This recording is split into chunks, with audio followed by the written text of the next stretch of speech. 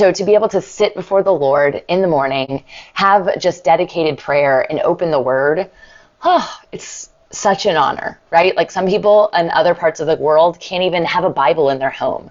So can you look at how blessed you are even in that access point to Him, to the Word, to His Spirit? And I am going to be talking to you guys today about just the season that we're in, connected to some stuff going on in the business. And this is what's important for you guys to understand why I do this, right? A couple of reasons.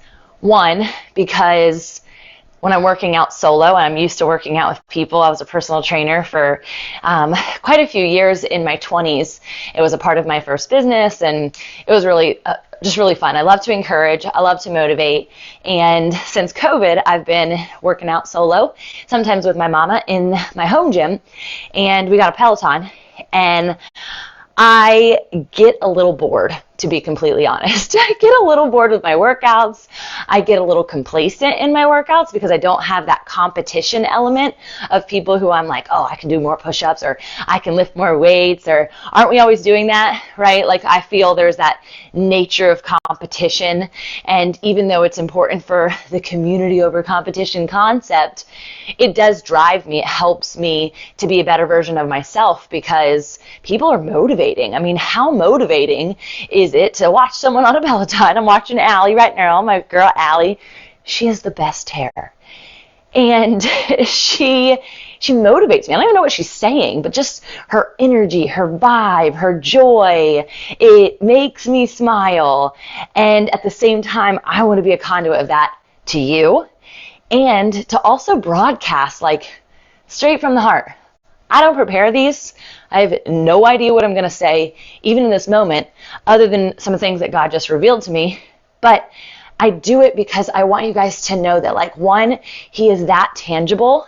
He's literally giving you access at every single moment to be with Him, to be near Him. And if that's with me, with Him, I'm up for it. I'm so up for it. So thank you guys for tuning in. I know there's been a lot of new people who said that they even just got a Peloton. And so I'm so excited for you to be joining and riding with me. I guess eventually I need to be sharing like what ride I'm doing. So when we do the here and now over in the Peloton world, for those of you who are familiar with that, like I can literally ride with you. And so then there's really going to be an air of community and competition because I don't like to lose.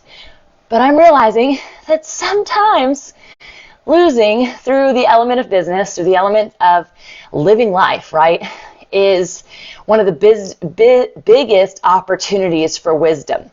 One of the biggest opportunities to experience humility, and one of the biggest opportunities to then educate. Right? And so I'm in this harvest season, and I'm teaching all of the people in my programs, and just even friends and family. A lot of people come into fall and they're like so ready to like cozy up and kind of like get inside a little bit and nestle up and even enjoy family through the holidays that are about to come. And I'm all for that. But I also see this as like going back into rhythms because summer's back, not here, and school's back. It allows people to get back into these rhythms, which can actually be negative when it comes to complacency connected to routines. And so I'm curious for your schedule and what you have going on in life. Do you find yourself like back in old habits because you're now in like rhythm and routine of old cycles? Or do you feel like you've been called higher? Do you feel like you're really in this season of harvest? Because harvest isn't just about like, oh, I'm so excited for all the bounty from everything that I've been seeding since January, right? We set those goals. Most people do. Most people don't fulfill them or keep going with it. My example of Peloton and Preach being one of them, right? It's like an ever-evolving, always becoming, the book party is this Saturday, always becoming journey for us to be able to be better, to be sharpened, to be called higher. But what happens is harvest, people are just like, yes, I get to eat now. All the work I've done, everything is in momentum. I get to like skate into the rest of the year.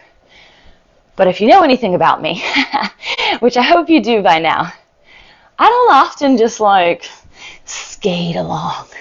It's not something that God has had me doing often. And I don't know if I don't want that to be a prideful thing. I don't want people to be like, well, I'm in a season of rest, or I'm in a season of needing to take a step back from other responsibilities.